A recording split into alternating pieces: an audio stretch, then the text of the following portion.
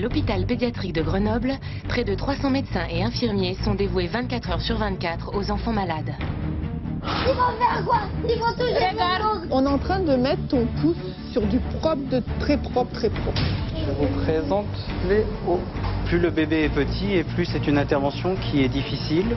Ça fait mal. Ça fait mal. Là. Tu veux sur ton doigt?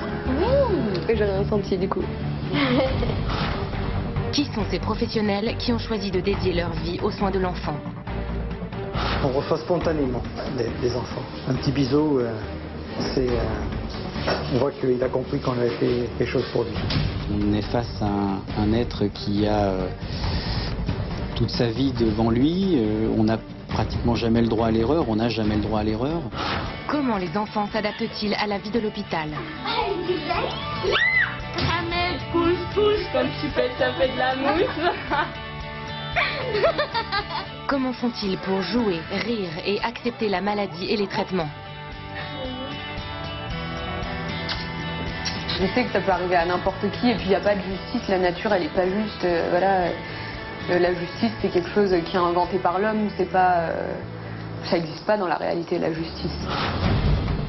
Immersion au cœur de l'hôpital pour enfants de Grenoble, où l'espoir et le rire priment toujours sur la fatalité.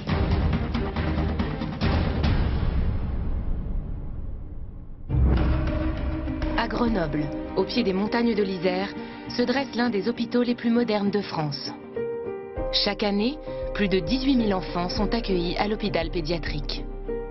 Ici, médecins et infirmiers ont tous la même vocation: soigner les petits bobos et les grosses urgences.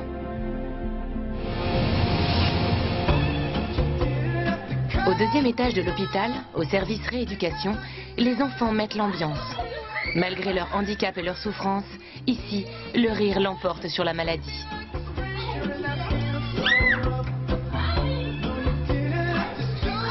Mehdi, Camille et Laura sont hospitalisés depuis plusieurs semaines. Les couloirs de l'hôpital n'ont plus aucun secret pour eux.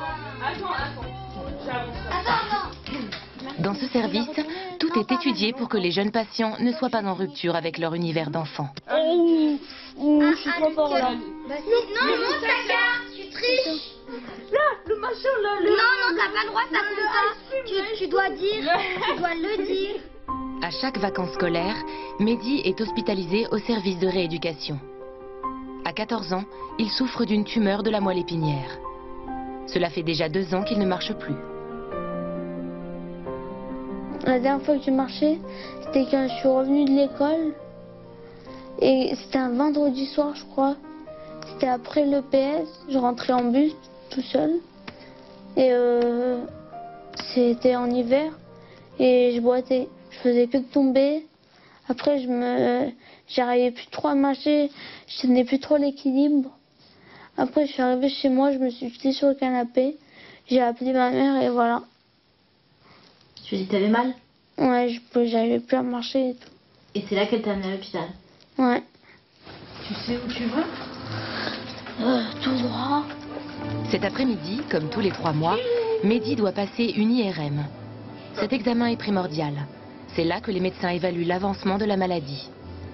Des moments pénibles et angoissants pour Mehdi. Et des soignants toujours investis pour l'aider à surmonter cette épreuve. Mehdi, tu m'entends? Est-ce que ça va les couleurs comme ça? Là, on t'a mis l'arc-en-ciel. C'est bon comme ça? Oui, c'est bon. Super, Mehdi, parfait. Dans cet hôpital ultramoderne, tout a été imaginé pour permettre aux enfants de s'évader pendant les soins les plus difficiles. Un décor spatial et de la musique. Il a demandé section d'assaut. Du coup...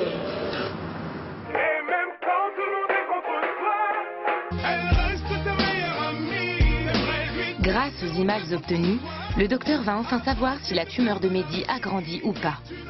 Le traitement qu'il suit est-il efficace? Ou au contraire, faudra-t-il envisager un nouveau protocole si la maladie résiste?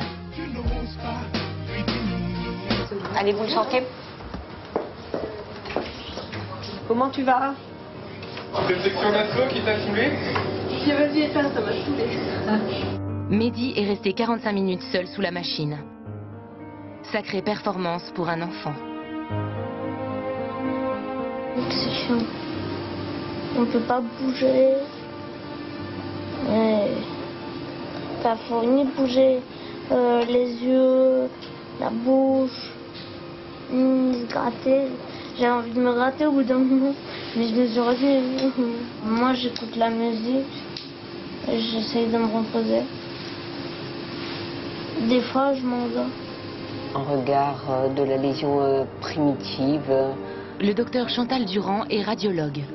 C'est à elle, la première, que se révèlent les images. Bonnes ou mauvaises.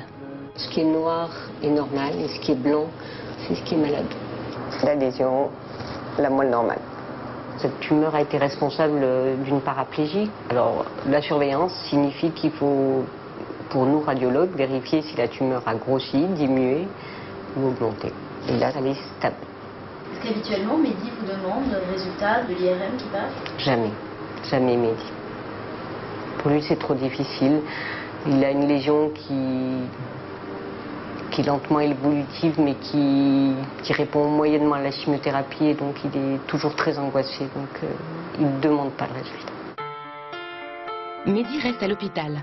Des étapes importantes dans son parcours de soins l'attendent encore dans les prochains jours. En dehors des soins, les enfants hospitalisés ont aussi du temps libre.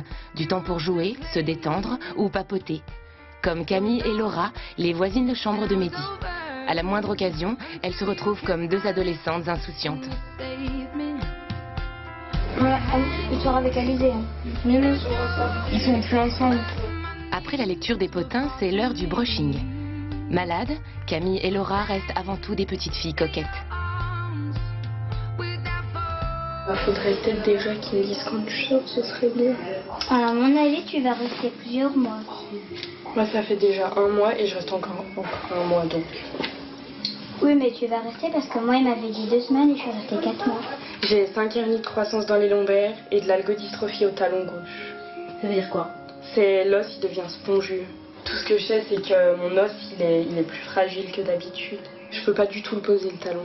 Du coup, je suis en fauteuil en attendant. Moi, j'ai de l'arthrite juvénile. C'est les articulations et c'est une maladie articulaire. Du coup, moi, ça fait 2 ans que je suis malade. Et du coup, moi, dès que je suis en crise, j'ai les articulations, les mains qui gonflent, les genoux qui gonflent, mais toutes les articulations qui gonflent. C'est très douloureux. Je suis sous biothérapie et cortisone. C'est pour ça que j'ai des grosses joues. Oh, non, c'est pas vrai qu'elle a des très grosses joues. Toutes les deux hospitalisées depuis bien trop longtemps, elles ont trouvé l'une en l'autre le soutien et la complicité qui les aident à supporter les soins. Ouais. Laura, Oui? on fait la piqûre? Oui, mais on peut la faire là. Parce que comme ça, j'y penserai pas à Camille. Tu joues avec le téléphone, tu regardes pas. Parce que le fait que tu regardes, souvent, tu le sais, ça majore un petit peu ta douleur. Laura redoute cette piqûre. Le produit qui traite ses articulations est particulièrement douloureux. Regarde, je pousse ce produit, ça fait mal. Attention, si tu fais bouger, souffle, souffle. Tu cries pas, hein? Détends-toi, Laura. Allez, on y va. Vas-y, détends-toi, Laura, détends-toi. Allez. Ça y est. Ça y est, c'est fini. J'ai enlevé. Vas-y, Laura, c'est fini. Ça y est. Vas-y, C'est fini. Non, je touche pas, c'est là. Est-ce que ça fait vraiment mal, Laura, ou c'est la peur de la piqûre? Non, ça fait vraiment mal. Il y a les deux. Mehdi, quand il est parti, il m'a dit « Oh, c'est bon, c'est qu'une piqûre, mais en fait, ça brûle. » Dans les bras de Camille, elle a moins crié que la dernière fois. Je me suis réveillée. Camille et Laura souffrent, mais comme pour beaucoup d'enfants, elles ne laissent jamais la maladie prendre le dessus. Rire, jeux, chansons, avec elles, l'hôpital prend un autre visage. Je n'ai plus jamais peur. J'ai trouvé le sens de la raison qui m'entraîne. À chaque pas sur le devant de la scène, j'ai trouvé le sens de la vie que je mène. Et je l'aime. Pour conclure, Mehdi rajoute une petite touche personnelle. Mohamed, couche, quand tu pètes, ça fait de la mousse. L'hôpital est un lieu de vie unique où chaque enfant mène un défi personnel et livre un combat permanent, celui de la vie. Cet après-midi, une adolescente fait son entrée à l'hôpital. Léonie est une habituée des lieux elle vient ici toute seule. Elle est hospitalisée pendant 3 jours pour soigner une leucémie. En pédiatrie, seuls les enfants de 0 à 15 ans sont admis. Salut, ça va? Ouais, ça va. T'es à la 37. Malgré ses 18 ans, Léonie est soignée dans cet hôpital car c'est ici, à l'âge de 15 ans, que sa maladie a été découverte. Aujourd'hui, elle reçoit l'une des dernières cures de chimiothérapie de son traitement. C'est Laurette qui s'occupe d'elle. Je pique. J'ai rien senti du coup. Même si Léonie connaît tout le monde ici, Uta, sa maman, ne la laisse jamais seule longtemps. Surtout pour les repas. Ce midi, elle lui amène des petits plats maison qu'elle vient de lui préparer. Pour Léonie, c'est important d'avoir quelque chose qui vient de la maison. Ça change pas que c'est quand même une chambre d'hôpital, quoi, et qu'on est tout seul. Enfin, on peut pas sortir, surtout on est enfermé, quoi. C'est surtout ça qui est un peu dur. Entre la liberté et la vie, Léonie a compris qu'elle devait se battre. Comme pour tous les enfants hospitalisés, la jeune fille a grandi vite, trop vite. Il y avait des moments où je devais, oui, avoir l'air, enfin, on aurait dit que j'étais toute livide, j'avais presque plus de cheveux, enfin, on aurait dit peut-être que j'allais mourir, quoi. Et puis, c'est surtout quand on voit tout le monde autour de soi qui pleure, et ça, en fait, ça renforce encore le désespoir, quoi. Elle était beaucoup plus forte que nous, elle nous a soutenus en nous disant mais pleurez pas, c'est pas ce qu'il me faut, c'est moi qui est malade, c'est moi qui va supporter tout ça, c'est pas vous, donc je vous veux forte pour que vous soyez là pour me supporter. Et donc ça, de la part d'une fille de 16 ans, c'est très étonnant. Uta vit dans les montagnes à plus d'1 heure de l'hôpital. Elle doit repartir car ce soir, c'est l'anniversaire de sa 2e fille. Un moment de fête qu'elle fera partager à Léonie depuis sa chambre d'hôpital. Tu vas louper la fête. Ouais. On t'appelle? Ouais, si vous voulez. Léonie reste seule, au calme, tandis que la chimio commence lentement à agir. À partir de maintenant et jusqu'à sa sortie, la jeune fille restera reliée à sa perfusion. La chimio, c'est ça. Et ensuite, elle est mélangée ici. Elle est mélangée ici avec tous les autres composants et puis elle ressort ici. Et ça, c'est mon tuyau qui rentre ici. Au niveau des nausées, ça va? Avec l'augmentation? Oui, ça va. Ouais. Tu peux repartir te promener si tu veux. Ouais, ok, bon bah merci. À tout à l'heure. Oui, à tout à l'heure. À 25 ans, Laurette est infirmière dans ce service depuis 3 ans. Travailler en cancérologie est une vraie vocation. Il y a de la vie, les enfants sont vivants, on joue, on rigole, on pleure aussi, mais ils vivent en fait. Ils se battent pour vivre et on les accompagne. Du coup, on s'attache et quand on s'est attaché, l'enfant malheureusement est décédé, ça nous a fait mal. On se dit, je vais essayer de ne pas m'attacher, mais en fait, on n'y arrive pas parce qu'on est dedans, on est au quotidien et eux aussi viennent nous chercher. Hein. Lorsque la maladie frappe l'enfance, brutalement s'envole l'insouciance. En pleine adolescence, Léonie est devenue très philosophe. Je sais que ça peut arriver à n'importe qui et puis il n'y a pas de justice, la nature elle n'est pas juste, voilà.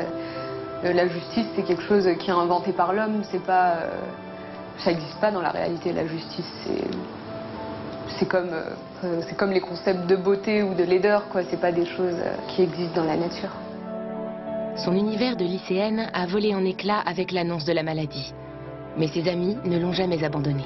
Les amis, c'est très dur de leur côté, ils doivent faire vraiment des gros efforts aussi parce qu'on n'est plus la personne qu'on était avant, on n'est plus aussi drôle, on n'est plus aussi gai, et puis c'est peut-être même plus un plaisir d'être avec une personne malade en fin de compte, parce qu'un cancer c'est quand même quelque chose de spectaculaire et puis c'est choquant, enfin, on ne connaît pas beaucoup de gens autour de nous qui ont des cancers normalement à cet âge. Même si le plus dur est derrière elle, Léonie n'oublie pas ce qu'elle a traversé. Un bijou aux perles précieuses, à ses yeux, lui rappelle chaque étape de sa maladie. Ça s'appelle les perles du courage.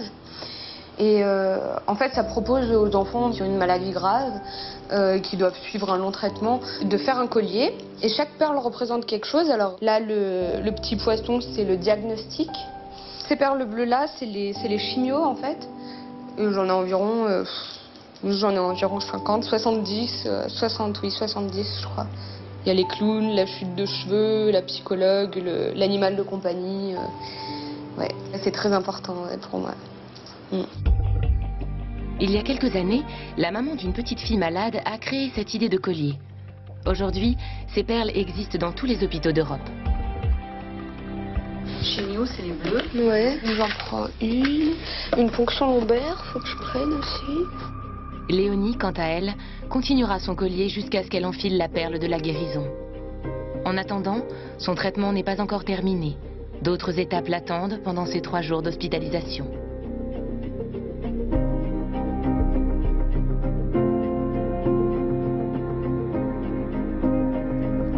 La nuit tombe. Grenoble s'endort et les urgences de l'hôpital pédiatrique font le plein. Un accident de la route vient d'avoir lieu. Pompiers et SAMU escortent Elisa, une petite fille de 8 ans. Elle partait en vacances avec ses grands-parents et ses 2 petites sœurs lorsqu'une voiture les a percutées de plein fouet. On va juste changer de brancard, Minette. 1, 2, 3. Les grands-parents ont été transportés à l'hôpital des adultes. Quant aux petites sœurs, elles sont encore avec les pompiers. Bonjour ma fille. Ça va bien se passer. Ton papa est quand même d'accord.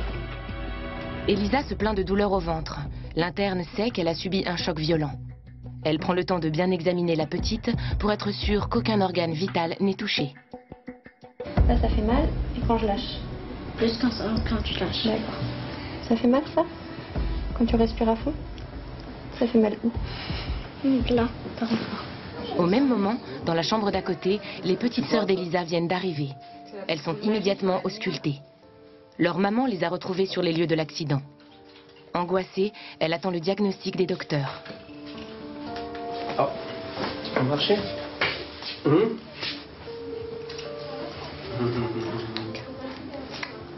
Camille, la cadette, semble aller bien. Reste la petite dernière. C'est Justine. Justine. Ouvre ta bouche. Pour l'instant, plus de peur que de mal. L'examen clinique des petites est rassurant, mais il est encore incertain pour l'aînée qui est encore sous le choc. La crainte, je crois qu'elle a eu très peur. Elle a un peu marqué. Emmanuelle a eu la peur de sa vie.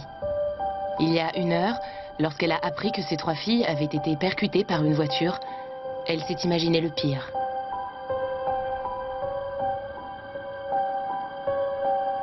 Dans la chambre d'à côté, les soignants essaient toujours de déterminer l'origine des douleurs d'Elisa. Sa famille la rejoint et Julien, l'infirmier, commence par soulager ses douleurs. Tu vas voir, après, tu n'auras plus mal du tout. Pour le moment, il n'y a pas grand-chose de visible. Donc nous, on va faire une surveillance en fait et on va faire des examens maintenant pour voir ce qu'il en est vraiment. Bonjour, le papa. Entre-temps, le papa d'Elisa est arrivé aussi vite qu'il a pu. Ça va ma puce. Tandis que la maman reste avec les 2 petites, Grégory, le papa, accompagne Elisa passer une échographie. Les douleurs de sa fille sont inquiétantes. Elle était ceinturée, par contre, comme elle était en place centrale, elle n'avait qu'une ceinture ventrale. Elle n'avait pas une ceinture 3 points. Elle a mal à ce niveau, j'imagine. Ah oui. L'échographie décèle une anomalie, justement à l'endroit où se trouvait la ceinture de sécurité. On voit qu'il y a du liquide dans le ventre, probablement un peu de sang. On va compléter l'examen par un scanner. Les médecins ont besoin de faire des examens complémentaires pour comprendre d'où vient le sang dans le ventre d'Elisa. Y a-t-il une hémorragie? Aura-t-elle besoin de se faire opérer? Avant de prendre une décision, les soignants préfèrent l'hospitaliser pour la garder sous surveillance. Les prochaines heures seront décisives.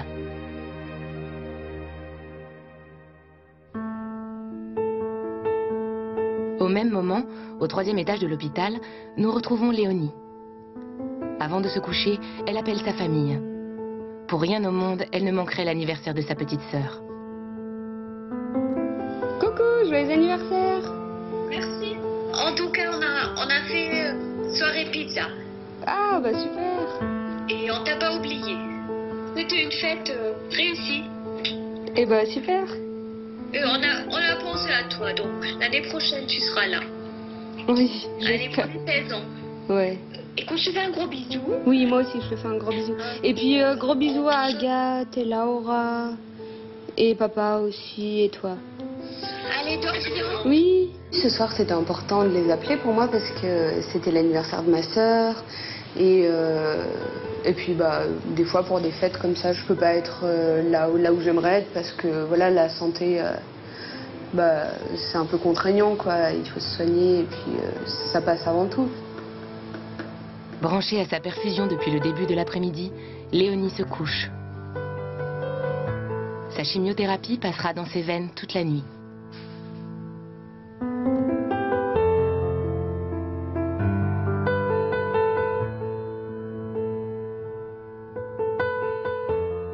Le jour se lève sur Grenoble. Direction le service de cancérologie pédiatrique. Des mots qui reflètent une terrible injustice du destin.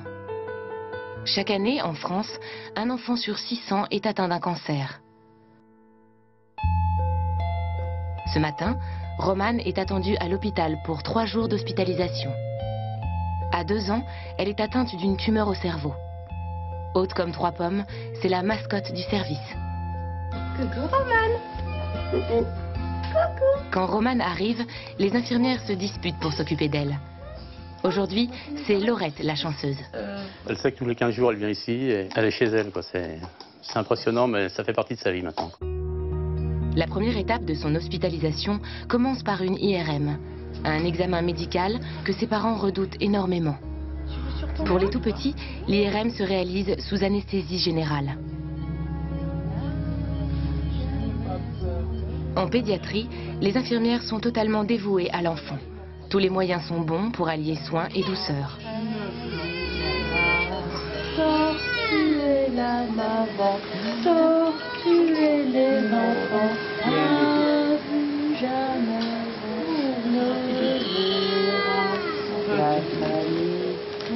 On est obligé de l'endormir parce qu'en fait, pendant l'IRM, ce sont de longues séquences et il faut absolument que les enfants ne bougent pas.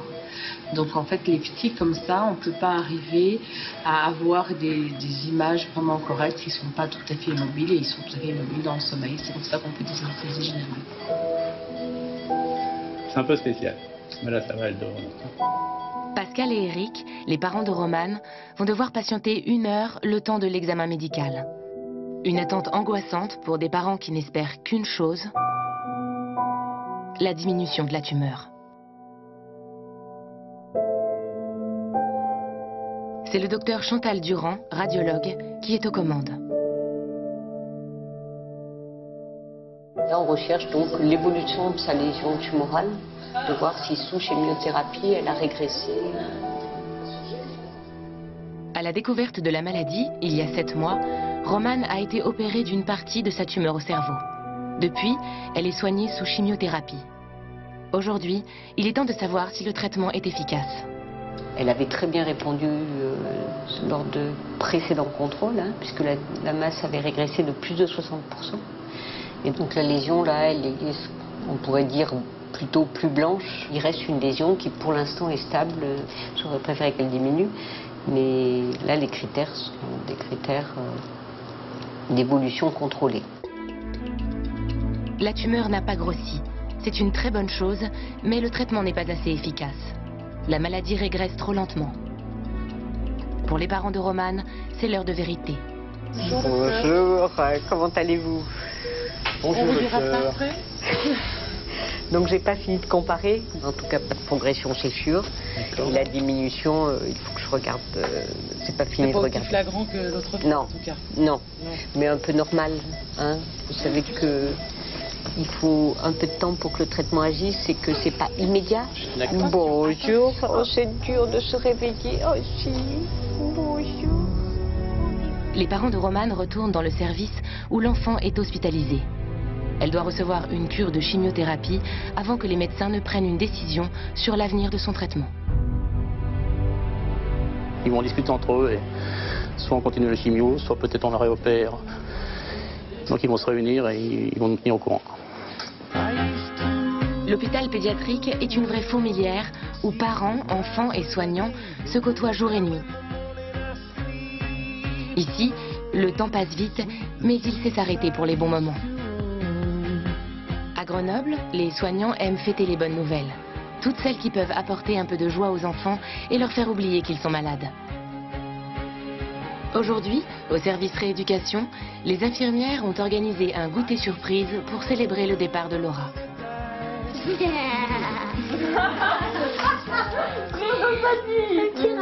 C'était pas celui que tu voulais? Si. Pourquoi il est grand?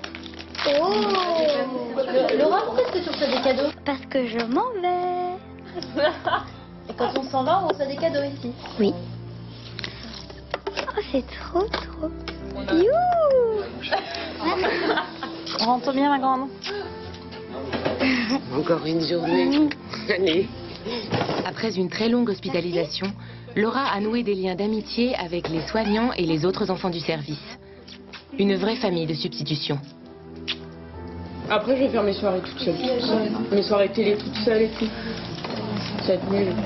C'est sûr que ça va être dur de quitter l'hôpital maintenant parce que il y avait Camille, il y a peur, il y a eu. Mais bon, je suis contente parce que j'ai vu beaucoup de les autres défiler et là maintenant c'est à mon tour donc je suis contente. Quand tu les voyais les autres rentrer chez eux, ça te faisait quoi? Bah ça met un coup de blues. Ça déprime. C'est affreux. Ta vie c'est de partir en vrille. Des mots qui percutent dans la bouche de ces enfants, bien trop matures. Une fois j'ai pleuré et je me suis dit pourquoi moi il m'arrive plein de trucs et tout. Voilà pourquoi moi et pas les autres. Ça c'est. Et alors quand tu te poses la question, Laura, qu'est-ce que t'as comme réponse à ça? Bah pas de chance quoi. Hein. Manque de bol. C'est tombé sur moi. Voilà. Ils ont déjà défait mon lit. 4 mois d'hospitalisation s'achèvent. Laura quitte l'hôpital, le cœur gros. Elle continuera ses traitements chez elle.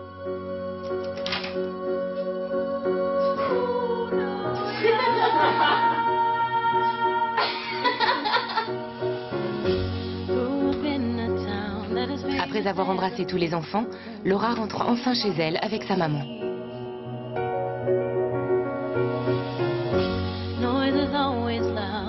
La vie continue dans le service et les traitements se poursuivent pour Mehdi. Cet après-midi, comme toutes les 3 semaines, il reçoit une cure de chimiothérapie. Un moment qu'il n'aime pas, mais que les infirmières lui font accepter. Tu veux pas qu'on chante du Usher? Non. Du Gillo? Non. Non. Audrey trouve toujours les mots pour amuser Mehdi dans les moments douloureux. On a divers sujets de conversation, Mehdi et moi. Le sport, la musique, les filles. N'importe quoi. Oh, bah attends, N'importe quoi. Tout ce qui se passe dans la chambre reste dans la chambre. Audrey est auxiliaire de puériculture. Elle rassure et distrait les enfants pendant que les infirmières prodiguent les soins. Mehdi, c'est quelqu'un qui accepte relativement bien les choses au vu de tout ce que ça représente, son handicap et de tous les soins qu'il a tous les jours. Et c'est quelqu'un qui fait preuve de beaucoup de courage et qui a malgré tout toujours le sourire et beaucoup d'humour. Il a un âge où il a compris qu'il n'avait pas bien le choix déjà.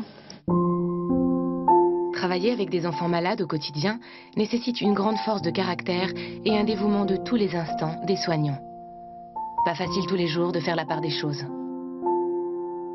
Ce qui est au travail reste au travail, ce qui est à la maison reste à la maison. Parce que sinon on se perd et si les sentiments prennent le dessus, la limite est très faible. Elle est juste à côté, il faut faire très attention. Il est important d'être soi-même et d'avoir des sentiments, mais pas personnels. Dans les couloirs aseptisés de l'hôpital, déambulent de drôles de pitres. Des rencontres ludiques que les enfants de tout âge attendent avec impatience. Pour qu'il n'y ait pas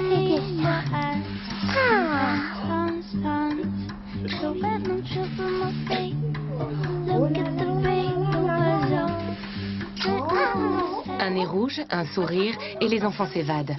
Transportés par la magie des clowns, ils oublient l'espace d'un instant leur maladie et redeviennent de simples spectateurs. Non, je suis bonjour. Bonjour. Ça va, non, toi-même. Attends, je te signale qu'elle a mal à la... Faut arrête d'avoir mal.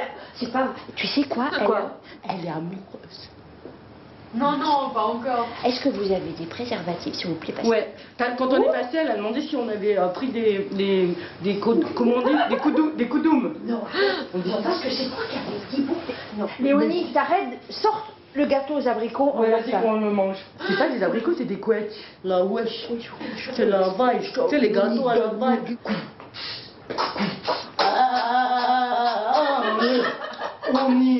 On est venu ici. Vas-y, Léonie, elle fait profiter tous ses amis, à tout leur poste. Possi, je sais que t'as une tarte à la wesh. Ça, c'est vraiment la wesh. On va en prendre un petit bout. On va pas chercher des poux. Wesh. Yeah. Bravo. Et en plus, attends, faut faire comme ça, là. C'est la sister. D'ailleurs, elle t'a demandé des préservatifs. Oui. Mais c'est fou. Elle va dire à on s'adapte à l'âge, à ce que la pathologie de l'enfant.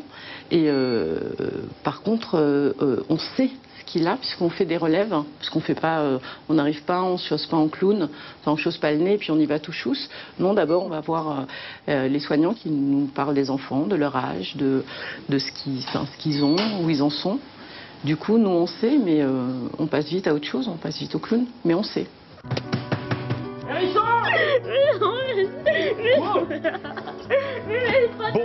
Bon, t'as le H, toi. Tac, H. Bon. Et qu'est-ce que ça vous apporte de faire ça? Ça apporte autant qu'on donne. Ça rend fort, ça rend faible, ça rend humain. Ça rend humain. Ça, je crois que ça dit tout, ça. Tac. Ensuite, paf, le pouce. Ouais, check papillon. Ciao, Mehdi. Bye bye. À bientôt.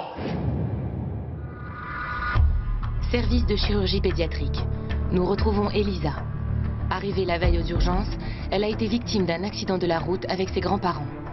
Alors qu'elle partait en vacances, la fillette et ses deux petites sœurs ont été percutées par une voiture. Un choc frontal.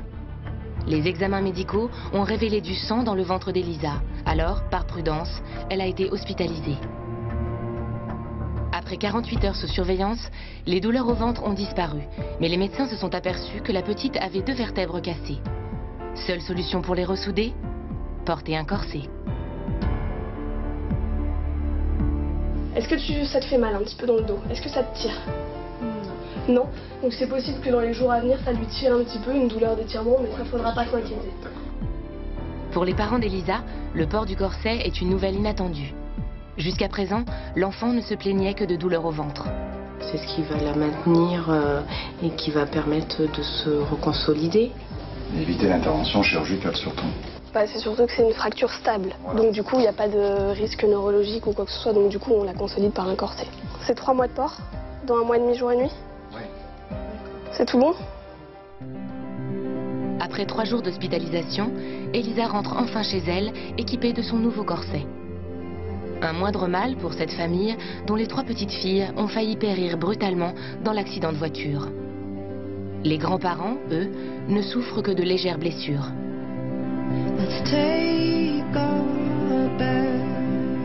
À l'hôpital, les heures passent. La vie et la mort se frôlent en permanence. Certains enfants sortent soulagés, d'autres y entrent pour être sauvés.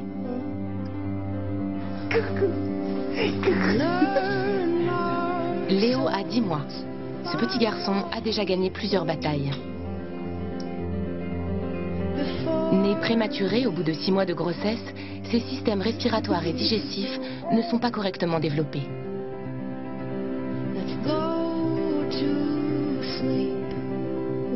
Son premier jour. C'est vrai qu'il faut mettre la main à côté pour voir qu'il était minuscule. Plus petit que ça, hein, quand même. Quelques jours avant, quelques grammes de moins, il n'aurait pas survécu en fait. Et il est né avec un très petit poids, 925 grammes. Ça faisait drôle parce qu'en réa, il y avait d'autres bébés qui étaient nés à 29 semaines, 1,5 kg, 1,7 kg. Donc le nôtre, c'est vrai que ça faisait la petite crevette. On était pas préparés à une naissance comme ça, mais quand même en quelques heures, ils ont su nous expliquer tout. Donc on savait qu'on pouvait s'attendre au pire comme au meilleur. Demain matin, Léo doit subir une grande intervention. Une opération délicate qui devrait rendre sa vie plus confortable. Alors, Léo va avoir une gastrostomie. C'est une sonde qui part de l'estomac et qui va ressortir juste en haut à gauche du nombril, puisqu'il a des problèmes d'alimentation. Il a du lait qui passe dans les poumons et du coup, infection pulmonaire, encore il y a une semaine. Et en fait, on va pouvoir l'alimenter par cette sonde. Ça va permettre de donner des plus grosses quantités et pouvoir le faire grossir.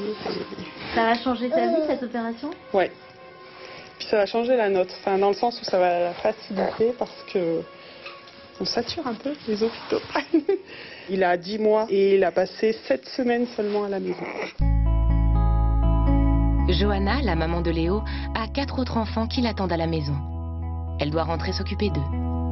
C'est donc Jean-Pierre, le papa, qui restera seul avec son bébé jusqu'au lendemain. À l'hôpital de Grenoble, le professeur Piola est chirurgien pédiatre. C'est lui qui doit opérer Léo demain. En attendant, il vient rassurer le papa une dernière fois avant le grand jour. Bonsoir monsieur, vous allez bien? Et vous? Bien, très bien. Et Léo? Bonsoir Léo. Opération, ça va durer combien de temps? On m'a demandé, mais... Alors à peu près 3h30 d'intervention. Ça ne m'empêche pas de sourire. Il n'y a pas le stress de l'intervention. Cette opération est vitale pour Léo.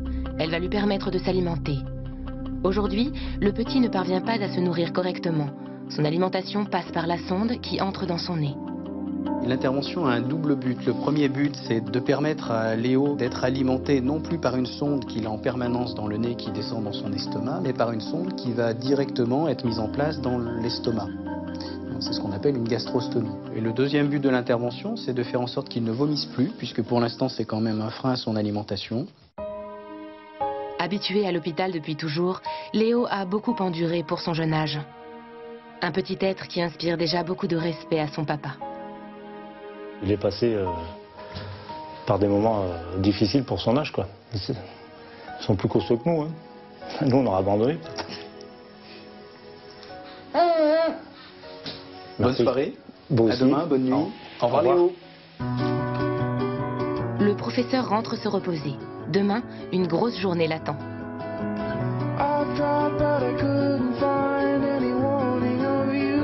20h, la soirée débute à Grenoble. Ce soir, les infirmières du service de cancérologie ont fait tomber les blouses. Elles sortent toutes dîner ensemble. Un rendez-vous que Laurette et ses collègues apprécient beaucoup pour décompresser après l'hôpital. C'est pas un métier qu'on laisse quand on sort de l'hôpital. Même quand nous, on est dans une activité autre, sportive, tout, des fois on a une pensée en se disant, voilà, et oui, lui, il est encore à l'hôpital. C'est pas quand même quelque chose qu'on laisse derrière comme ça. Et des fois, ça déborde un peu sur la vie privée, en fait. On rentre. C'est joyeux, c'est quoi? Souvent, dans la voiture, quand je rentre, quand j'ai appris une mauvaise nouvelle ou quand il y a quelque chose qui est difficile, j'écoute pas la radio, rien du tout, puis je pleure. Un métier pas facile, mais que la plupart de ces infirmières n'échangeraient pour rien au monde. Cela fait déjà 15 ans que Pascal est infirmière en cancérologie pédiatrique. Il y a des moments très difficiles, et malheureusement il y en a qui rechutent et aussi malheureusement qui décèdent, mais la majorité guérissent. Et puis à côté de ça, il y a des moments vraiment super. Les enfants ils nous rendent plein, la petite Romane, c'est un vrai régal, que des sourires, tout le temps avec Léonie, c'est un plaisir d'être avec elle, de discuter. Donc il y a toujours quand même vraiment cette notion que c'est toujours la vie qui prend le dessus et qu'on essaye que ça soit une vie le mieux possible tant qu'on peut. La nuit tombe. Soignants et patients s'endorment. Demain, de gros enjeux vont se dérouler à l'hôpital. 8h du matin. Johanna et Jean-Pierre sont aux côtés de leur fils Léo. L'opération qu'ils s'apprêtent à subir est risquée pour un enfant prématuré, avec déjà des difficultés respiratoires. Les parents le savent, l'inquiétude les ronge. C'est un garçon courageux. Je t'aime. Je t'aime, mon cœur. Je suis fière de toi.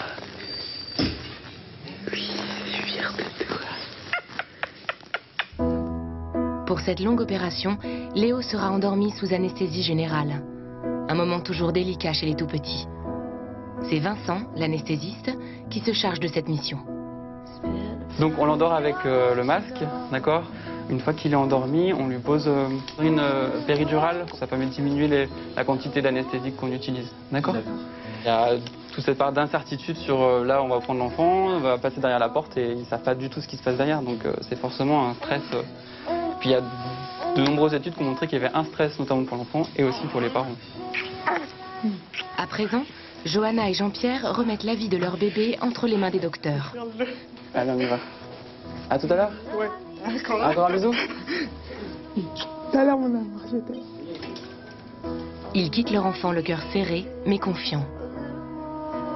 Je vous présente Léo, qui a perdu sa susu. Allez, c'est parti. Avant une telle opération, la préparation de l'enfant est longue et minutieuse. Tandis que Léo est entre les mains des anesthésistes, le chirurgien, le professeur Piola, se remémore une dernière fois le dossier médical de l'enfant. Grâce aux techniques très modernes de l'hôpital, le professeur s'apprête à réaliser une cœlioscopie. On va commencer par faire une petite cicatrice au niveau du nombril qui va nous servir à introduire la caméra. Le principe de la cœlioscopie est de faire pénétrer une petite caméra dans l'abdomen de l'enfant pour permettre au docteur d'opérer sans lui ouvrir le ventre. C'est ce qu'on appelle l'optique de cœlioscopie ou caméra de cœlioscopie. On va voir apparaître les organes petit à petit, ici le foie. Grâce à ce système, le chirurgien visualise en direct ce qui se passe dans le ventre de Léo. Il s'agit d'être prudent et délicat car tout est extrêmement petit.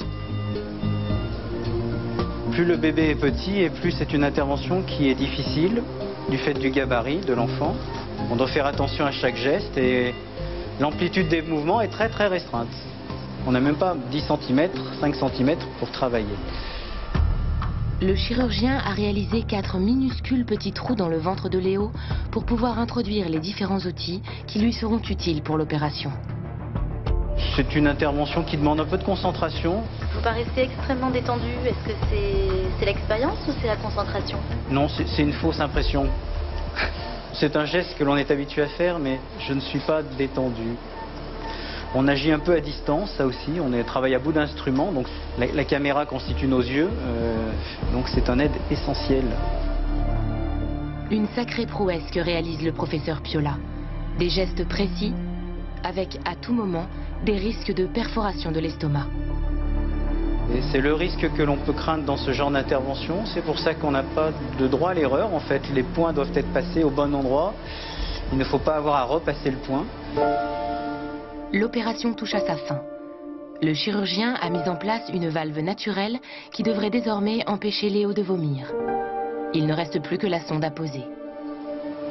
Voilà, ici on a la sonde qui va aller directement dans l'estomac de Léo et qui permettra donc aux parents, à l'infirmière d'alimenter Léo.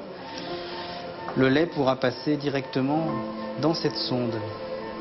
Léo devrait garder cette sonde 1 ou 2 ans, le temps que son système digestif devienne mature. Il pourra alors se nourrir naturellement. Dans quelques années, tout cela ne sera qu'un souvenir et ses cicatrices ne seront presque plus visibles. Si on avait dû ouvrir le ventre pour faire cette chirurgie, on aurait dû faire une cicatrice de ce type, au milieu sur environ 5-6 cm.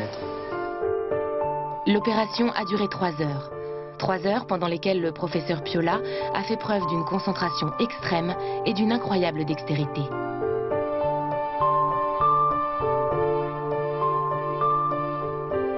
Léo est amené en salle de réveil, ses parents sont à ses côtés. Du haut de ses 10 mois, le petit garçon vient de gagner un nouveau combat. Il restera tout de même sous surveillance pendant les prochains jours. Le professeur Piola, lui, quitte le bloc opératoire le sentiment du devoir accompli. Nommé il y a quelques années plus jeune professeur de France, il dirige aujourd'hui le service de chirurgie pédiatrique. Peut-être plus que dans d'autres chirurgies, on a vraiment l'impression d'être très utile. On est face à un être qui a toute sa vie devant lui. On n'a pratiquement jamais le droit à l'erreur, on n'a jamais le droit à l'erreur. Et puis on s'adresse à tous les âges de la vie, depuis le prématuré de parfois quelques centaines de grammes, 500 grammes, jusqu'au grand adolescent de 17 ans. Infirmiers ou chirurgiens, les soignants sont égaux face aux enfants. Tous s'attachent spontanément, mais se protègent chacun à leur manière. On n'arrive jamais complètement à rentrer chez soi le soir et à oublier, à effacer ce qui s'est passé dans la journée lorsque les choses n'ont pas tourné comme on le souhaiterait. Il m'arrive d'en parler avec mon épouse qui est souvent la personne vers laquelle je me tourne le soir pour en parler, parce que c'est vrai qu'il est nécessaire d'en parler. On en parle entre nous, entre médecins, entre chirurgiens, mais il est souvent nécessaire de pouvoir faire une sorte de débriefing plus personnel, plus privé. En chirurgie pédiatrique, les pauses ne durent jamais longtemps. Le professeur Piola est rappelé au bloc opératoire, tandis que les enfants à Grenoble profitent des vacances de Pâques. Une période où les centres aérés font le plein et les accidents arrivent vite. Aujourd'hui, une petite fille de 7 ans est envoyée par le centre aéré aux urgences. Escortée par les pompiers et son papa, Carla Marie est accueillie par Vanessa, une infirmière. Alors où est-ce que tu t'es fait mal au doigt? Là, il y a le montant de la porte? Et tu l'as fermé sur ta main? En fait, c'est ma copine qui l'a fermé sur ma main. D'accord. Et montre-moi où est-ce que tu as mal là. Et qu'est-ce que ça a fait? Explique-moi avec tes mots. Ça t'a enlevé le bout du doigt? Tout le bout du doigt ou que l'ongle? Que l'ongle. D'accord. On t'a donné quelque chose pour la douleur? Non, elle n'a rien eu. Elle n'a rien eu? La priorité aux urgences pédiatriques est de prendre en charge la douleur des enfants. Puis les infirmières passent toujours le temps qu'il faut pour être à l'écoute des petits et les faire parler de leurs souffrances. Il faut vraiment poser des questions, on va dire, fermées, ou en fait pour les guider, parce que sinon ils ont un peu de mal à nous expliquer les choses. Là, elle a un âge où elle a 7 ans, donc elle va pouvoir nous expliquer les choses. Mais c'est vrai que tout ce qui est bébé ou alors inférieur à 4 ans, les parents nous guident beaucoup pour la prise en charge. Carla Marie est amenée en salle d'examen avec son papa. Elle appréhende énormément les soins qui vont lui être prodigués. Mais Vanessa a l'habitude, elle rassure la petite fille. Tu connais le Calinox? Le Méopa, le petit gaz? Tu sais, tu respires dans un masque, et après ça te détend. Des fois ça t'emmène voir les éléphants roses, des fois ça endort, tu vois? Et ça déjà, ça évite d'avoir mal. Est-ce que peut-être il va me recoudre? Ben, on va voir. Je sais pas parce que tu vois, pour l'instant on n'a pas vu dessous. Et puis il va venir ouvrir le pansement et puis il va regarder. Delphine, l'interne des urgences, rejoint la petite fille et son papa dans la salle de soins. Elle doit évaluer l'état du doigt pour déterminer s'il est cassé. Regarde ce pouce. Tu me montres? Tu le lèves pas. Le pouce n'est pas cassé, mais l'ongle est arraché. Il va falloir le recoudre. Carla Marie est un peu douillette et surtout terrorisée par les aiguilles. On va faire quoi là? Ah bah là, elle va te nettoyer ton doigt, elle va regarder un petit peu, puis elle va te recoudre. Et allonge-toi, allonge-toi. Regarde Carla Marie. Mets le masque déjà. Calmer et détendre les enfants, c'est aussi le rôle des infirmières. Vanessa explique tout à la petite fille pour la rassurer et tenter de lui faire accepter les soins. Mais Carla Marie est une patiente difficile. Tu respires, tu respires. Vas-y, vas-y. Respire. Non, je t'explique. On est en train de mettre ton pouce sur du propre, de très propre, très propre. En fait, il faut que ce soit tout propre, et que tu n'aies pas de microbes qui rentrent dans ton pouce. Elle comprend tout, quoi. Et elle est curieuse, elle veut savoir, et c'est normal de lui expliquer au fur et à mesure ce qu'on lui fait, pour pas qu'elle ait de surprise et que... Voilà, quoi. Et... Ça y est, maintenant ça t'endort. Pour recoudre l'ongle sans faire mal à Carla Marie, le docteur réalise une anesthésie locale sur le pouce. Des petites piqûres pour endormir la main de l'enfant et pour que les médecins travaillent sereinement. Du moins, c'est ce qu'ils pensent. Ils vont faire quoi? Ils vont toucher mon ongle. On est obligé de le toucher pour le réparer. En train de regarder Carla Marie, tu veux regarder qu'est-ce que je fais? Non, on veut pas regarder mon ongle. Je veux que tu me regardes. Ah, t'es blanc. Oui, je suis blanc. Tu vas te calmer, d'accord? Parce que sinon, elle n'arrive pas de se soigner. Elle fait quoi là? Là, on relave. Elle te nettoie, c'est tout. Quand ils te feront les points, elles t'ont promis qu'elles te le diraient. Le gaz hilarant ne semble pas avoir d'effet sur Carla Marie. Elle gigote dans tous les sens sans laisser le chirurgien soigner son doigt. Thierry le papa perd patience et hausse le ton. Tu laisses faire le docteur. Non. Je veux plus te voir bouger comme un asticot. Je veux pas. Tu as compris? Tu veux pas? Alors tu repars avec ton oncle comme ça? Oui, voilà. Alors laissez-la avec son oncle comme ça. Voilà, je veux partir avec l'autre comme ça. Voilà. Et j'espère que tu as compris ce que je t'ai dit. Arrête de crier, papa. Alors stop. On a les parents qui nous aident bien aussi. Là, on a un peu la fermeté du papa qui nous aide aussi. Voilà. Il vaut mieux un papa comme ça, mais quand le papa il gère pas, il vaut mieux pas de papa du tout. Les papas ou les mamans d'ailleurs qui ont plus peur que les enfants, on préfère les mettre carrément en salle d'attente et être tranquille. Et en plus, les enfants sont plus rassurés sans des parents stressés. Le médecin commence à suturer l'ongle de Carla Marie. Les accidents domestiques comme celui-ci représentent la première cause d'hospitalisation chez les enfants. Et je suis là. Je suis pas parti. Hein. Parce que si je pars, je crois qu'elle tétripe. Ça va, vous maîtrisez monsieur, bravo. C'est pas tous les papas. Tu vas faire quoi comme métier plus tard? Comme nous? Il reste 9 points de suture. Thierry n'en voit plus le bout. Alors, il improvise un jeu pour détourner l'attention de sa fille. Tu sais quoi? Je vais dessiner quelque chose sur ton ventre, tu vas me dire ce que je dessine. Tiens. Un rond, un autre rond. Un ballon. Ouais, bravo. Nous, on est contents là. Le papa, il est content. Le docteur, il est content. Ouais, là, c'est super. Là, on peut travailler comme il faut. C'est là. vachement bien. C'est très bien comme ça, Zezette, c'est bien. Je te promets, elle est en train de te refaire un doigt nickel. C'est vrai. Ah, nickel. Il est nickel. Nickel. Là, il est prêt pour le stop. Il est gros comme celui de papa maintenant. Eh ben, c'est nickel.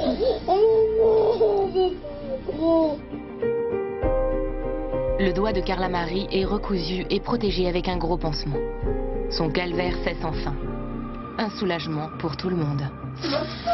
Un câlin.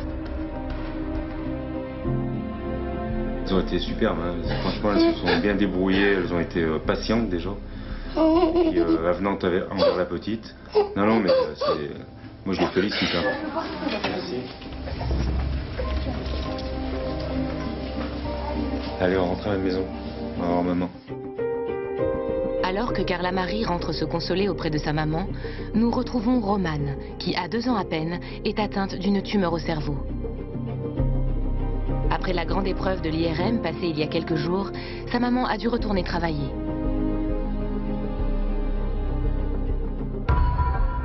C'est donc Eric, le papa, qui se consacre entièrement à sa fille pendant les périodes d'hospitalisation. C'est l'heure du goûter, un moment sacré pour Romane. Voilà. C'est pour qui la cocotte? Et hop là. Merci. Eric se souvient des moments difficiles lorsque la maladie a été décelée. C'était il y a à peine 8 mois. On a mis un petit moment pour le voir. En fait, elle vomissait à jeun régulièrement le matin. Et elle avait tout le temps la tête penchée, en fait. Elle avait la tête penchée sur le côté comme si elle avait un torticolis. Donc on est allé voir notre pédiatre, on a fait des radios, il ne trouvait rien. Jusqu'à ce qu'il décide de nous emmener à Chambéry aux urgences. Et là on a fait un scanner et là on a découvert sa tumeur. On est arrivé là, on a rencontré le neurochirurgien le soir même, qui nous a dit que c'était une tumeur qui était importante, c'était assez grave et qu'il fallait l'opérer rapidement. L'opération c'était essayer d'enlever la tumeur complètement. Ils n'y sont pas arrivés, ils en ont enlevé une grosse partie. Et maintenant, le reste est traité par chimiothérapie. Lorsque le diagnostic de la maladie est tombé, le bonheur paisible des parents de Romane s'est brisé brutalement. Leur vie a changé sans crier gare, du jour au lendemain. J'ai arrêté de travailler pour l'instant et je m'occupe d'elle. Ils nous avaient prévenus, on est arrivé là le dimanche soir. Le dimanche soir, ils nous ont dit qu'il faut qu'il y en ait un des deux qui mette sa vie entre parenthèses pendant un moment. Il va falloir s'occuper d'elle à 100%. Et... On le savait le dimanche soir que ça allait nous changer. Eric vit au jour le jour pour son enfant. Avec cette petite fille, le quotidien n'est jamais triste. Les sourires et la joie de vivre de Romane sont connus dans tout l'hôpital. C'est facile aussi pour nous de l'avoir comme ça. Ça nous aide beaucoup. Elle pleure jamais. Ça nous donne le moral et puis ça nous donne la paix, je pense. Même relié à sa chimio, rien n'empêche Romane de s'amuser. Pour elle, l'hôpital n'est encore qu'un décor où elle aime jouer sous le regard bienveillant de son papa et où les soignants sont ses compagnons de jeu.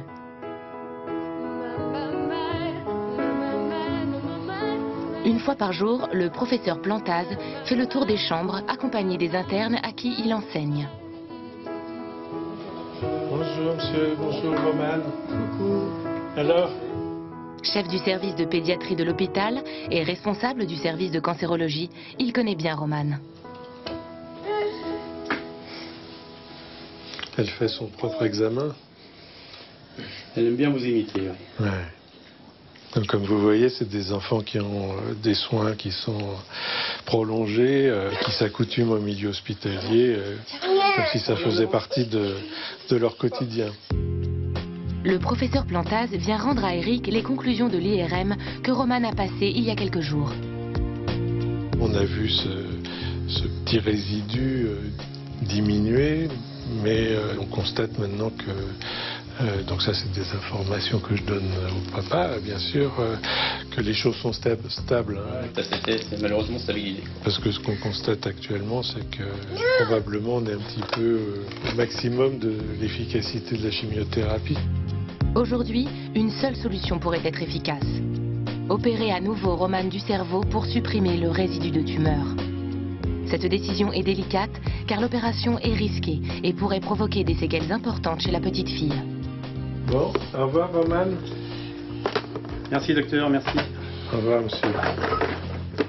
Dans les prochains jours, les médecins se réuniront pour prendre la meilleure décision pour Romane.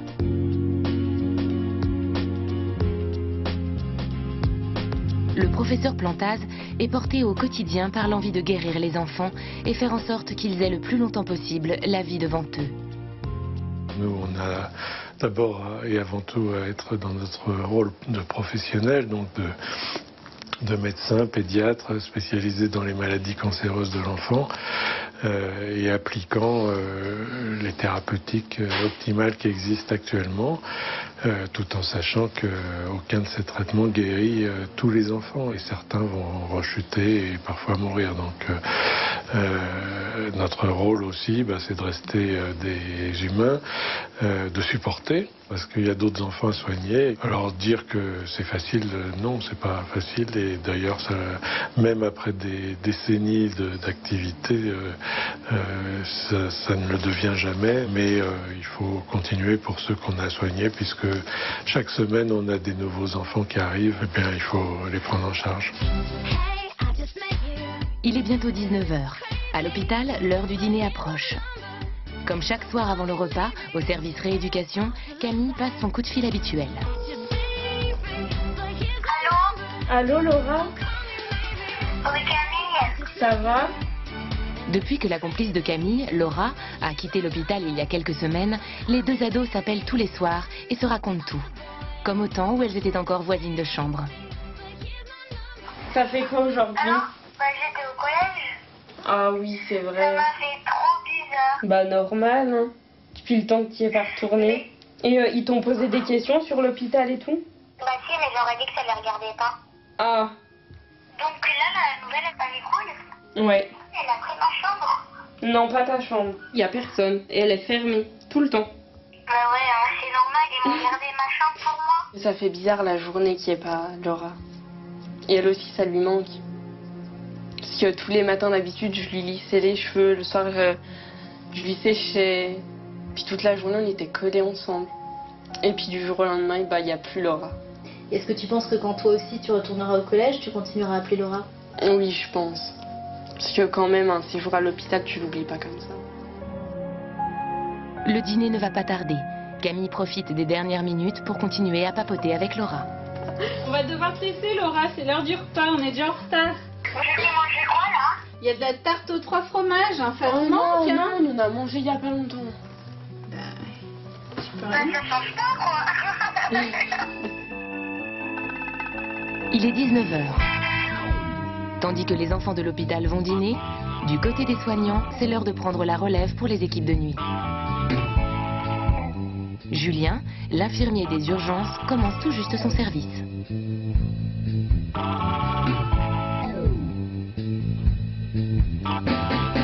Zaza travaille aussi aux urgences pédiatriques avec Julien. Auxiliaire de puériculture depuis plus de 15 ans, elle regorge d'imagination pour apporter un peu de fantaisie à l'hôpital. Pour le week-end de Pâques, elle a trouvé l'idée qui, à coup sûr, plaira aux enfants. Salut les copines. Alors, qui c'est qui fait la nuit avec moi? Ah non, c'est ma petite Fabienne qui fait la nuit avec moi. Ah non, ah si, ah non. Week-end de Pâques oblige. Ah non, week-end de Pâques oblige, donc tu as droit à ton canard. Voilà. On va me blâmer bien. Un canard. Voilà, super. Mais combien t'en as de canards? Ah ben j'ai pensé à toute l'équipe de nuit. Hein. C'est le printemps, c'est Pâques, c'est pour amuser les enfants aussi. Ça agrémente le soin et puis ça le rend plus facile. Coucou Juju. Coucou. Alors, tu es là? Pour le week-end de Pâques? Yeah. La petite surprise. Ah, ça va beau. plaire aux enfants. C'est Tu très... acceptes? Ici sur l'épaule? Oui, ici sur l'épaule. Ah, sacré basse-cour. Superbe, ça va être nickel. Il est 2 h du matin, les urgences sont très calmes. Un peu trop peut-être.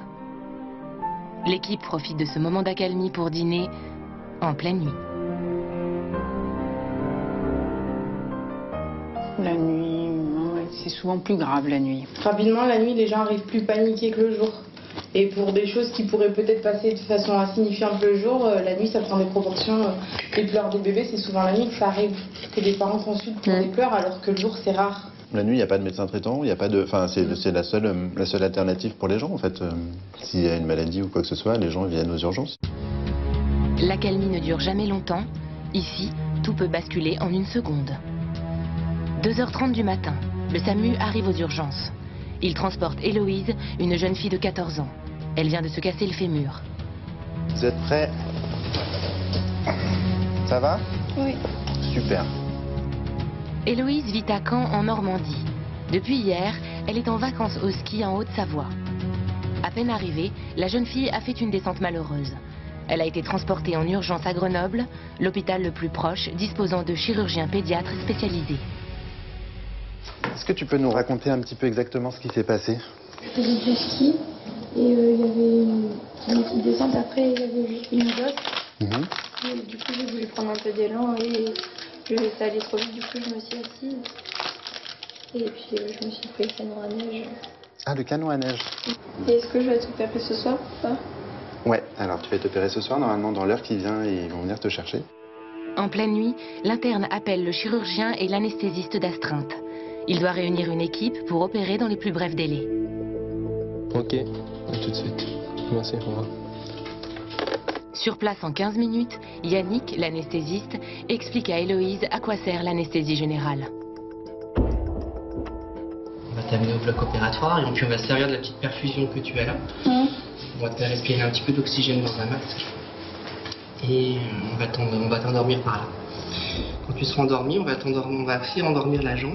Comme ça, quand tu te réveilleras, tu n'auras pas mal du tout. D'accord. C'est très important d'expliquer à l'enfant comment il va être endormi, dans quelles conditions, qu'il va se réveiller en ayant pas mal, et comment va être sa prise en charge après.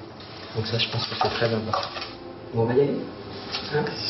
Donc on va vérifier la date d'intervention et puis on va aller réparer ce fémur. La jeune fille part au bloc opératoire plutôt sereine, même si ses parents ne l'accompagnent pas. Ils ont dû rester à la station de ski pour libérer l'appartement qu'ils avaient loué pendant les vacances.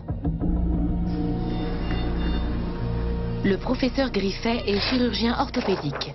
À Grenoble, les accidents de ski sont légion et les opérations du fémur sont le quotidien.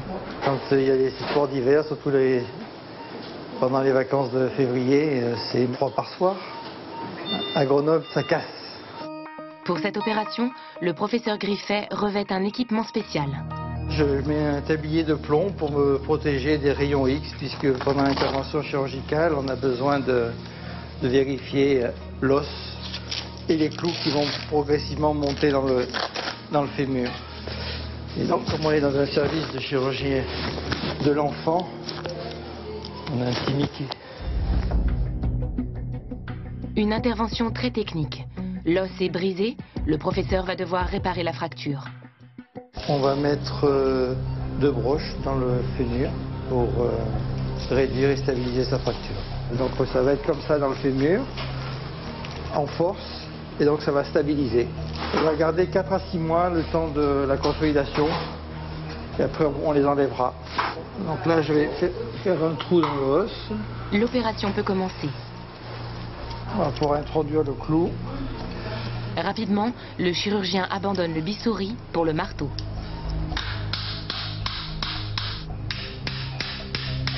Quand on travaille sur l'os, c'est exactement comme si on travaille sur le bois. On a les mêmes outils qu'un menuisier. C'est du bricolage, mais dans le beau sens du terme. Grâce aux technologies de pointe de l'hôpital, le professeur peut visualiser en direct la pénétration du clou dans l'os.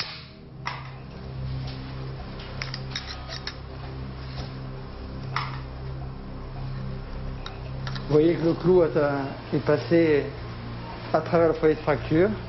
Donc maintenant on est aligné, on va pouvoir passer le deuxième facilement. Des gestes précis pour une opération très physique. Elle dort suffisamment pour ne pas ressentir les coups de marteau.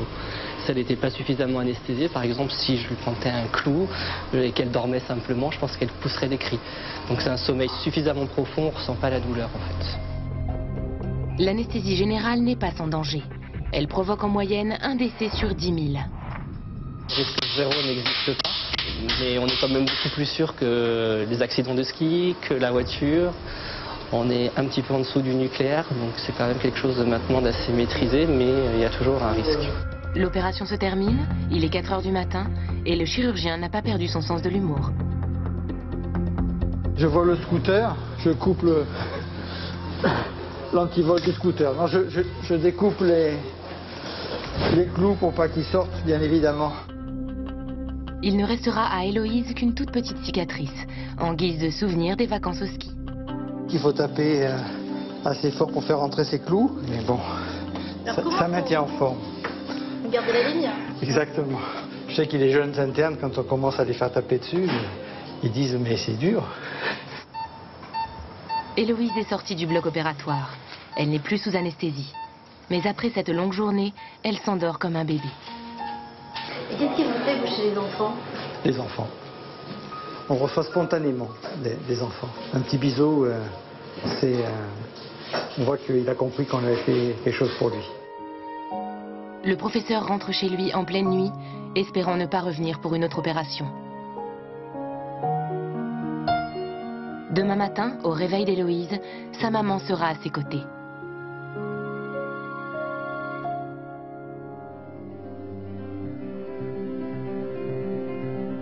Une nouvelle journée commence à l'hôpital.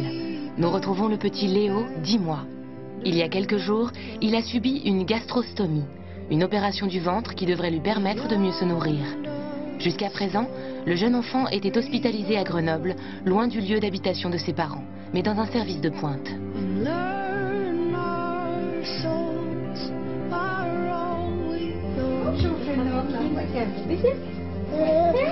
Ce matin, les nouvelles sont bonnes.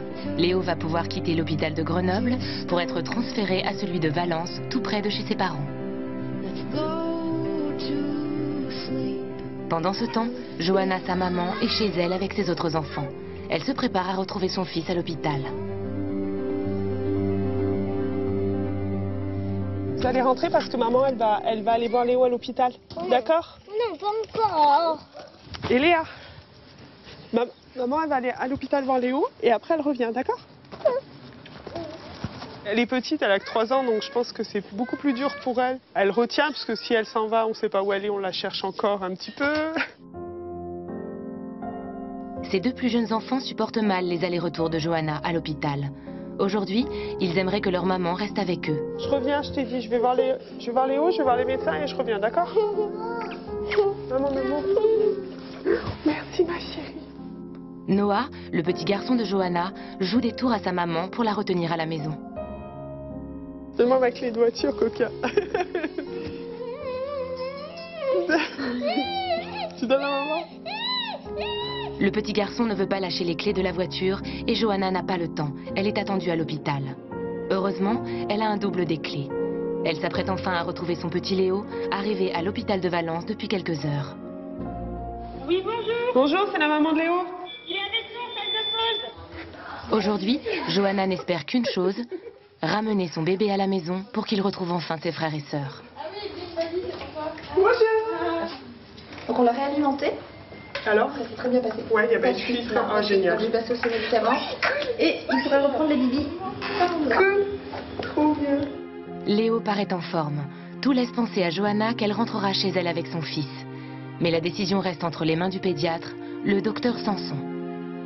Là, on recommence l'alimentation ici. Donc, j'ai pas de permission. Non. Et demain, si...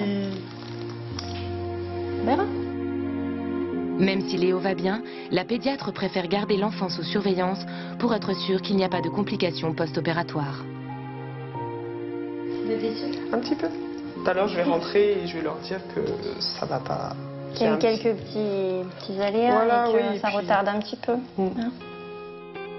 Pour la pédiatre, il est un peu tôt pour que Léo rentre à la maison. Johanna profite encore de son enfant quelques minutes. Elle attendait beaucoup de cette journée, espérant que ses enfants aînés puissent enfin voir leur petit frère. Pour cela, elle devra encore attendre une dizaine de jours. En attendant, à l'hôpital de Grenoble, c'est un grand jour. Les soignants organisent l'anniversaire de Mehdi. Aujourd'hui, le jeune garçon fête ses 14 ans. Joyeux anniversaire, joyeux anniversaire, Mehdi. Ouais. Allez, la dernière. Ouais.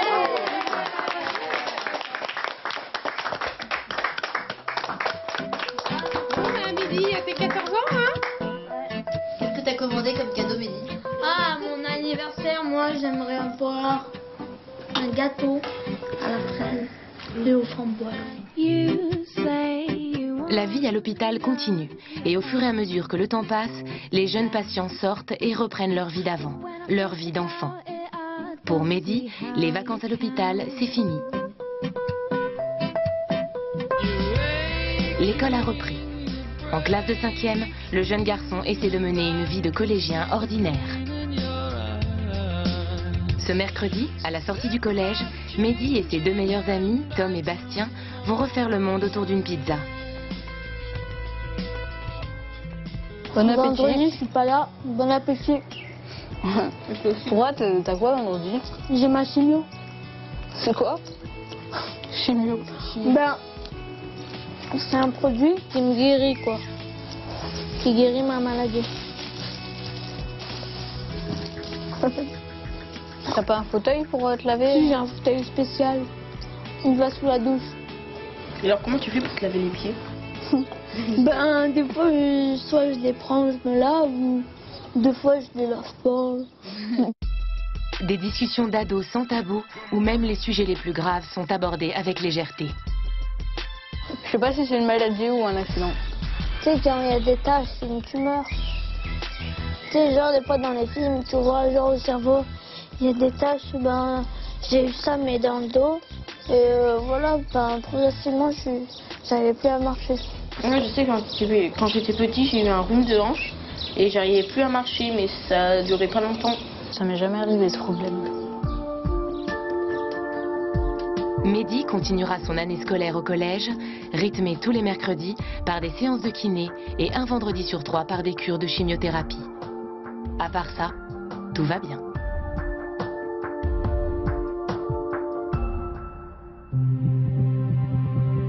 Il y a un mois, à l'hôpital pédiatrique de Grenoble, les médecins s'interrogeaient sur l'avenir de la petite Romane de 2 ans. Atteinte d'une tumeur au cerveau, la chimiothérapie commençait à montrer ses limites.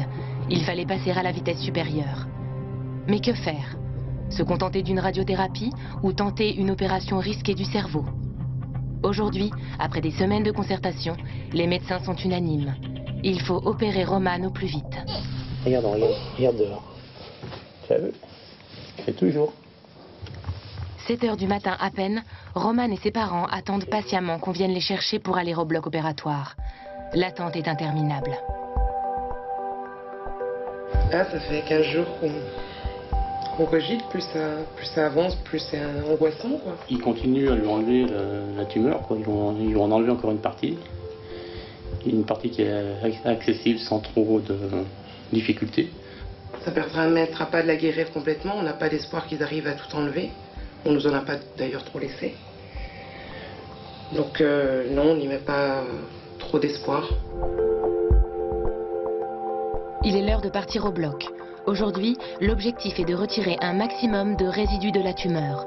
Si les médecins ne peuvent y accéder facilement, il faudra compléter plus tard l'opération par de la radiothérapie. Après maman, ils seront là quand tu te réveilles, d'accord? Ah, avec moi. Tu préfères les messieurs? Oh, bah alors. Oh, regarde. Salut bébé. On y va? Vous en prenez soin, hein. On compte sur vous. Eric et Pascal, les parents, laissent leur petite fille entre les mains des anesthésistes. Une longue journée d'attente commence pour eux.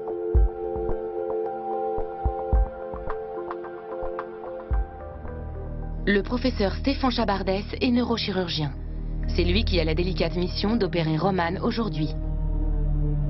On voit très bien la lésion ici, dans le cervelet. Ces images datent d'il y a 7 mois, lorsque la maladie a été décelée. Aujourd'hui, après plusieurs cures de chimiothérapie, la tumeur a beaucoup diminué. Nous pensons que pour enlever cette tumeur qui est une tumeur agressive, plus on en enlève, mieux c'est. Ceci dit, il faut faire attention, on est dans des endroits très sensibles. Et le nodule n'est pas très important, c'est à peu près d'une taille de noisette, mais il faut y accéder, c'est compliqué, c'est plus profond, un petit peu dans le cervelet. Et encore une fois, il ne faut pas prendre de risque non plus démesuré. Cette opération nécessite calme et concentration. Pour s'y préparer, le chirurgien a son moment à lui. Quand on est devant le lavage des mains, ça permet vraiment de calmer son anxiété ou son... bref, de se relaxer, quoi. Ça permet de refaire un petit peu le point. Pour un jeune enfant, la préparation à l'opération prend du temps. Ce n'est qu'en fin de matinée que l'opération peut enfin commencer. Pour cette intervention très minutieuse, le neurochirurgien utilise un matériel sophistiqué et très moderne. Ça, c'est un microscope opératoire qui est au plafond, ce qui veut dire qu'on peut le bouger dans les 3 sens et qui nous permet de voir plus en détail. Qu'est-ce que vous cherchez à voir? Ah ben là, on va aller en profondeur, on va ouvrir la méninge, on va découvrir le cervelet et on va aller ensuite se diriger vers la gauche du cervelet pour ensuite repérer la lésion, pour faire la part des choses entre le tumeur et la région normale. Chaque geste est effectué à bout d'instrument grâce au microscope. Le professeur restera dans cette position plusieurs heures sans bouger.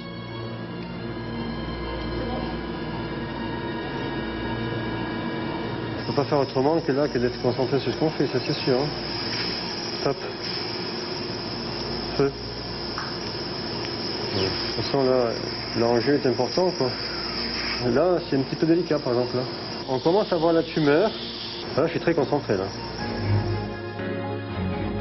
Il a fallu près d'1 heure pour que le chirurgien parvienne à atteindre la tumeur. Chez un enfant, l'accès est plus difficile car tout est infiniment petit et il faut être extrêmement vigilant pour ne pas endommager de petits vaisseaux. Je viens d'identifier un petit peu le pôle supérieur de la tumeur. Voilà, ce qui est grisâtre là-bas au fond. Voilà, c'est ça là-bas. Chez une personne en bonne santé, cette masse liquide doit être blanche. La couleur grise est signe de cancer. Je suis en train de palper, de disséquer, de faire le tour un petit peu de la tumeur pour voir l'environnement tumoral. Et ensuite, on pourra l'enlever une fois qu'on aura identifié qu'autour, il n'y a rien de dangereux, quoi. Il va falloir maintenant voir ce qu'on arrive à enlever. Si on en arrive à enlever beaucoup, pas beaucoup, pas. Tout l'enjeu de l'opération se joue maintenant. Il s'agit d'essayer d'enlever le maximum de la tumeur sans provoquer de complications chez l'enfant. Voilà, c'est propre. On a clairement identifié la tumeur, on l'a enlevée. Maintenant, la partie qui est très latérale, ça, on n'arrive pas à l'attraper. Et on n'ira pas sans causer des dégâts. Donc forcément, encore une fois, ce qu'on avait dit aux parents et aussi à la petite, c'était de dire on enlève la partie tumorale qui est accessible, relativement facilement accessiblement. Tout le reste, si ça vient, tant mieux, mais là c'est accolé. Donc on va prendre des risques. L'opération se termine, elle aura duré plus de 3 heures. Tout s'est bien déroulé. Il reste encore un petit bout de tumeur difficilement accessible, mais le plus gros a pu être enlevé. D'ici quelques mois, la radiothérapie devrait détruire le résidu. Est-ce qu'on peut appeler les parents pour leur dire que c'est bien passé? Ouais. Je leur dis que je les appellerai dans l'après-midi, de toute façon je passerai les voir, normalement. le professeur Chabardès réalise une dizaine d'opérations du cerveau par an. Des grands moments de chirurgie, mais avant d'être un médecin, c'est avant tout un papa. On est chirurgien, mais on a des enfants, moi, j'ai 4 filles. Si je commence à arriver le matin au bloc opératoire en me disant que je me retrouve dans la même situation en réfléchissant à cet enfant que si c'était la mienne, une des miennes, non, je ne pourrais pas, je serais inhibé. Donc on est il faut avoir de l'émotion qu'il faut à les parents pour les comprendre, pour être un petit peu à leur écoute, mais une fois qu'on est au bloc opératoire, une fois que la décision est prise, en tout cas en ce qui nous concerne souvent, on est plutôt dur et il faut avoir beaucoup de motivation pour opérer un petit enfant comme ça. Et donc certainement pas, c'est pas le moment de se poser des questions émotionnelles et certainement pas. Non. Des métiers hors du commun pour des hommes ordinaires dont l'humilité inspire le respect. Fin de journée. Les parents de Romane savent que l'intervention s'est bien passée. Ils sont fous de joie. C'est enfin le moment de retrouver leur petite fille. Plus dur à passer. Souffle. La journée a été dure, donc dès qu'on sait que c'est fini et que ça s'est bien passé, ben voilà, on respire. Après, c'est pas fini, mais... C'est une étape importante. Voilà, c'est une étape. On prend comme ça, ma famille. C'est chaque fois une étape. Donc chaque étape est une victoire. Le lendemain, Romane se réveille sans séquelles et sans douleur. Dans les prochains mois, elle devra subir des séances de radiothérapie pour enrayer définitivement les résidus de la tumeur et éviter qu'elle ne récidive.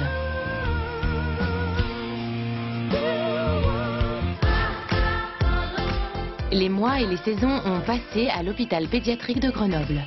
Après son combat contre la leucémie, Léonie a passé son bac. Elle l'a réussi brillamment. La vie, elle est plus aussi légère et puis on se donne plus à fond aussi parce que bon, on sait que tout peut arriver. Aujourd'hui, Léonie commence une prépa littéraire. Elle a l'avenir devant elle. Quant à Camille, grâce à l'école à l'hôpital, elle a pu suivre normalement son programme scolaire et passer le brevet des collèges. Ça nous change les idées. Au lieu de tout le temps penser à nos soins, tout ça, et ben là, on pense à nos cours. Ça change. Camille a décroché le brevet. Elle est enfin rentrée chez elle après 2 mois d'hospitalisation. Pour l'instant, aucun traitement n'a été trouvé pour soulager ses douleurs. Laura, elle, a repris le collège. Elle revient une fois par semaine à l'hôpital pour un nouveau traitement et a obtenu l'aide d'une auxiliaire scolaire pour faire ses devoirs lorsque ses articulations lui font trop mal. Elle continue à appeler sa copine Camille tous les soirs. Le petit Léo est enfin rentré chez lui où il a retrouvé ses frères et sœurs. Ses soins continuent, mais à domicile.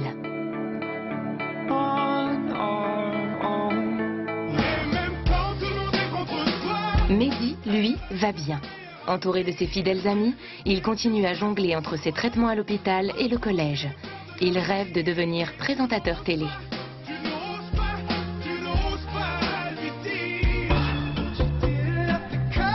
Quant aux soignants, leur mission continue. Tous viennent travailler animés par leur vocation d'enfance.